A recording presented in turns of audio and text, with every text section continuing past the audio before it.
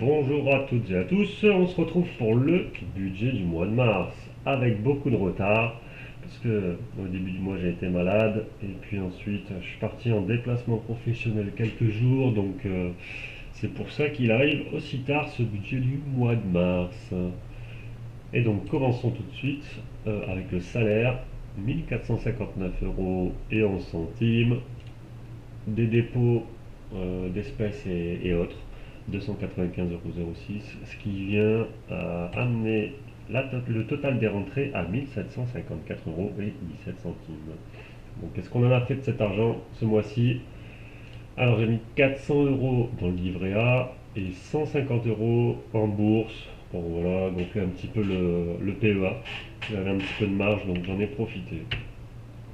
Pour les dettes, carte de crédit 6,13 €, crédit IMO 360,59, crédit 0% 30,83 €. Donc ce qui nous porte un total des dettes à 22,66% du salaire. Pour le logement, assurance habitation 26,98 €, assurance du prêt 12,30 €, charge de copro 70,12 € et une garantie d'essai à 4,78 €. La voiture, assurance auto 32,26 € et assurance protection juridique 10,68 €. Pour les énergies, internet 41,99 €, le téléphone à 37,99 € et une facture d'électricité à 86,42 €. Pour la nourriture, 57,26 € et un achat de petit matériel à 7,85 €. Pour les impôts, impôt sur le revenu 44,67 €, impôt foncier 76 €. Les loisirs, bah rien du tout, j'ai rien mis, pas d'activité, je suis pas sorti, j'ai pas fait de resto, j'ai rien fait. Donc 0 plus 0. Les cadeaux, 0 pour moi, 0 pour les autres. Et se former, alors j'ai acheté des bouquins, mais vu que j'avais un bon cadeau, ça m'a permis de pas sortir d'argent du tout, donc ça vient pas ici, et donc c'est 0. Les voyages et le transport, l'hébergement, les repas, rien du tout, hein, je n'ai pas pris de vacances, je suis pas sorti, donc 0. Divers, pour les abonnements, pour les faux frais, pardon, faux frais professionnels 10,20 €. Donc ça c'est à chaque fois que je vais en déplacement, si je dois payer un tout petit peu plus mon repas de ma poche, ben, ça vient dans cette case-là.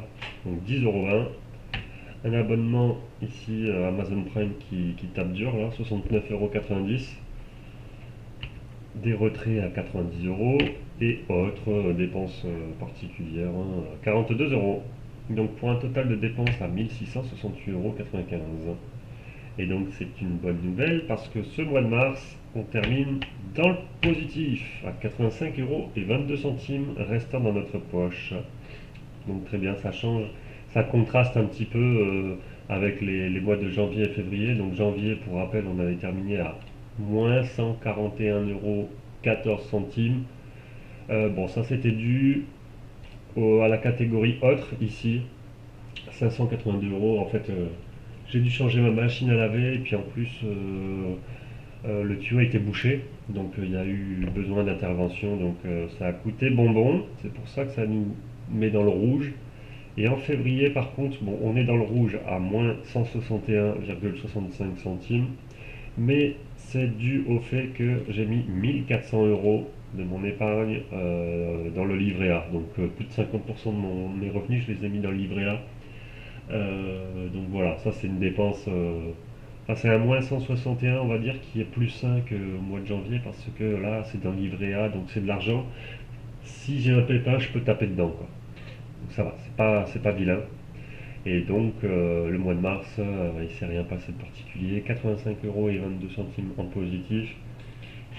Donc là, sur le premier trimestre, on est dans le rouge, hein.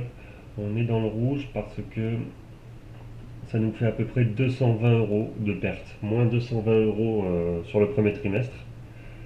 Donc bah, il va falloir aller les récupérer dans les prochains trimestres. Voilà, voilà.